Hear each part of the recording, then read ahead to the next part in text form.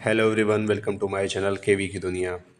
आज मैं इस वीडियो में जो बात करने जा रहा हूँ वो डिटेंशन पॉलिसी के बारे में बात करने जा रहा हूँ। जैसा कि आप यहाँ पे देख सकते हैं, यहाँ पे लिखा हुआ है ministry of education to implement every aspect of NEP 2020 amends no detention policy. तो जैसा कि यहाँ पे डिटेंशन पॉलिसी में अमेंडमेंट कर दिया गया है, बदलाव किए गए हैं और अब डिटेंशन पॉलिसी को लागू किया गया है।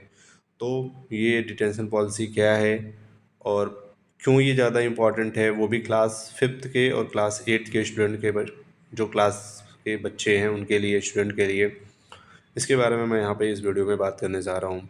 ये वीडियो ना केवल बच्चों के लिए इम्पॉर्टेंट है बल्कि पेरेंट्स के लिए भी इम्पॉर्टेंट है कि उन्हें भी अपने बच्चों की पढ़ाई को अब सीरियसली लेना है और उस पर ध्यान देना है। क्योंकि अगर आपका बच्चा स्लो लर्नर है तो उस पर विशेष ध्यान दीजिए। अगर वो एक बार 5th क्लास में या 8th क्लास के एनुअल एग्ज़ाम में अब फेल हो जाता है तो उसको अगली ग्रेड में प्रमोट नहीं किया जाएगा। मैं फिर से बोल रहा हूँ, उसे अगले क्लास में प्रमोट नहीं किया जाएगा अगर आपका बच्चा क्लास 5th या क्लास 8 में फ़ेल हो जाता है एनुअल एग्जामिनेशन में। हालांकि ऐसा नहीं है कि वो एक बार फेल हो गया तो उसको चांस नहीं दिया जाएगा, उसको दोबारा 2 महीने के अंदर दोबारा एग्ज़ाम कराया जाएंगे। यहाँ पे आप देख सकते हैं ये चीज़ें दी हुई हैं।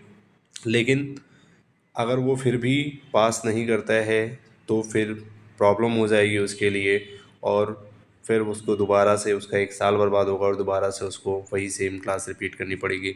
इसके लिए आप जो ये लाइन पैराग्राफ दिया गया है ये बहुत ही इम्पोर्टेंट है, जिसको आप देख सकते हैं, ठीक है ना।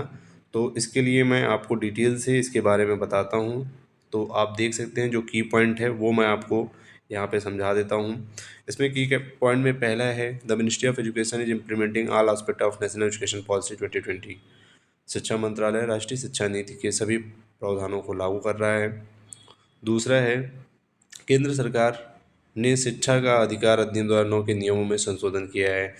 The central government has amend the rule of right to education RTE act 2009, जिसमें कि कहा गया था कि क्लास 1 से लेकर क्लास 8 तक किसी भी बच्चे को detention policy no detention policy लागू की गई थी। अर्थात उसको फेल नहीं करना था, उसे प्रमोट कर देना था। ये इसलिए बनाया गया था ताकि बच्चों पे उनके एग्ज़ाम का प्रेशर ना पड़े, कोई बोझ ना पड़े और बच्चे इजीली अपनी प्राइमरी एजुकेशन को कंप्लीट कर लें। तो यहाँ थर्ड है, देख सकते हैं, the amendment introduce A revise detention policy for student of class 5th and class 8। तो आप यहाँ पे देख सकते हैं कि जो बात हो रही है वो डिटेंशन पॉलिसी के बारे में हो रही है class of 5th and 8th class के लिए, ठीक है ना। उसके बाद इसमें आप जो 4th वन देख सकते हैं कि यह नीति केंद्र सरकार और बिना विधान सभा वाले केंद्र शासित प्रदेशों में लागू होगी। अगर ये जो पॉलिसी जो CBSE ने इंट्रोड्यूस की है, ये जो भी सेंट्रल गवर्नमेंट के स्कूल हैं जैसे KVS हो गया, NVS हो गया, ठीक है, EMRS हो गए, इनमें तो होगी ही लागू। और बाकी उन यूनियन टेरिटरीज वाले स्कूलों में लागू होगी जिनमें लेजिस्लेचर्स नहीं है, ठीक है। जैसे कि प्रेजेंटली आप देख सकते हैं तो जम्मू कश्मीर में, बट जम्मू कश्मीर ने इसको अडॉप्ट नहीं किया है और वहाँ पे नो डिटेंशन पॉलिसी अभी भी लागू है। इसके बारे में आप आगे मैं बताऊँगा। कुछ ऐसे भी स्टेट हैं जहाँ पे डिटेंशन पॉलिसी को उन्होंने अभी भी लागू नहीं किया है, वहाँ पे नो डिटेंशन पॉलिसी ही है। नेक्स्ट आप देख सकते हैं, if a student fail in annual exam they will get extra teaching support. यदि कोई छात्र वार्षिक परीक्षा में जो एनुअल एग्ज़ाम होता है अगर उसमें फेल हो जाता है तो उसे अतिरिक्त शिक्षण सहायता दी जाएगी, ठीक है ना। ऐसा नहीं है कि वो फेल हो गया तो फिर फेल हो गया अभी सीधा 5th में, नहीं, उसको दोबारा से शिक्षण सहायता दी जाएगी, टीचिंग सपोर्ट दिया जाएगा और विद इन 2 मंथ उसका एक री एग्ज़ाम कंडक्ट कराया जाएगा। अगर वो री एग्ज़ाम में भी पास नहीं कर पाता है, क्लियर नहीं कर पाता है, तब उसे प्रमोट ना करके उसको दोबारा से उसी ग्रेड में दोबारा पढ़ना होगा। इसके बारे में आप देख सकते हैं point 6 number, if the student will we give a chance to appear in examination within 2 month. जैसा मैंने पहले ही बताया कि 2 महीने के भीतर उसको दोबारा से एग्ज़ाम कंडक्ट कराया जाएगा और उसमें उसको चांस दिया जाएगा। If the student does not pass after examination they will be detained in the same class. तो उसे सेम क्लास में डिटेन कर दिया जाएगा, ठीक है ना। तो आप यदि नहीं पास कर पाता है तो उसी कक्षा में फिर से रोका जाएगा, पूरा उसका 1 साल बर्बाद होगा और उसको दोबारा पढ़ना होगा। इसीलिए मैं बार बार बोल रहा हूँ कि जो भी बच्चे, और ये क्लास 5th और क्लास 8th की बात नहीं है, आपका बच्चा किसी भी क्लास में पढ़ रहा हो, आपको अब पेरेंट्स को बहुत ध्यान देना है अपने बच्चे का। बहुत से पेरेंट्स हैं उनको पता ही नहीं होता है कि बच्चों को क्या पढ़ाया जा रहा है, उसको क्या आता है, मैं एज अ खुद केंद्रीय विद्यालय में टीचर हूँ, मैं कितने पेरेंट्स को देखता हूँ, उनसे बोलता भी हूँ, वो पीटीएम तक में नहीं आते, उनके पास इतना टाइम नहीं है कि अपने बच्चे के पीटीएम में आएँ। तो मैं पेरेंट्स से कहना चाहता हूँ कि आप सीरियस हो जाइए और अपने बच्चे की पढ़ाई पे फोकस करिए, उसको ध्यान दीजिए आप। ये केवल नहीं कि मैंने ट्यूशन लगवा दिया है, कोचिंग लगवा दिया है, बच्चा पढ़ने जा रहा है, स्कूल जा रहा है तो कोई बात नहीं, ऐसा नहीं है। अगर आप थोड़ा फोकस करेंगे, थोड़े बच्चे पे ध्यान देंगे, उसकी पढ़ाई को लेके सीरियस रहेंगे, और साथ ही साथ स्टूडेंट को भी अब सीरियस होना पड़ेगा।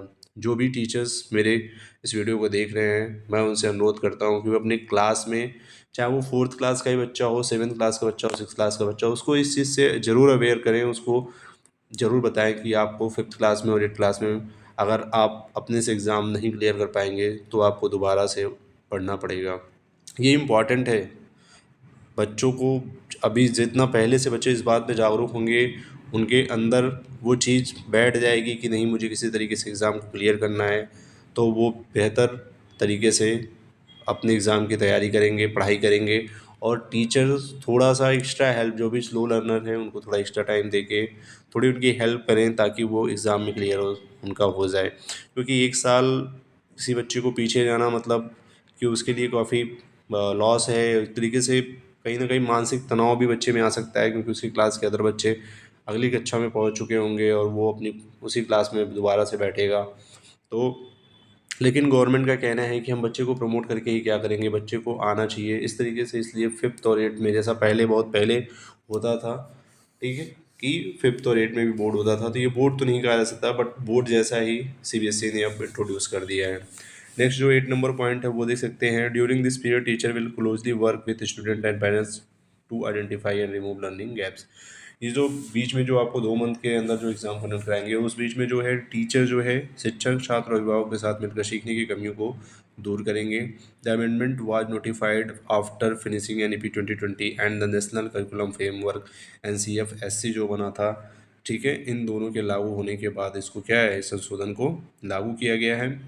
18 state and UT have already issued notification to implement the amendment RT provision. देखिए यहाँ पे दिया गया 18 जो राज्य और केंद्र शासित प्रदेश हैं वहाँ पे तो ये चीज़ लागू हो गई है, but some state UT are still following no detention policy from class 1 to 8।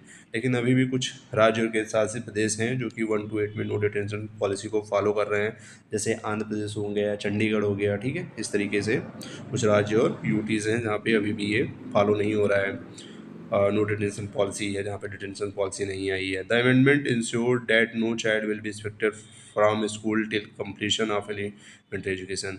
यह संशोधन सुनिश्चित करता है कि छात्र प्राथमिक शिक्षा पूरी होने तक किसी भी छात्र को स्कूल से नहीं निकाला जाएगा, ठीक है। तो ये भी है कि अगर कोई बच्चा नहीं पास हो रहा है तो ऐसा नहीं है कि उसको स्कूल से बाहर निकाल दिया जाए, जब तक उसकी स्कूली शिक्षा पूरी नहीं होगी उसको जो है स्कूल में भी रखा जाएगा और उसको पढ़ाया जाएगा, ठीक है।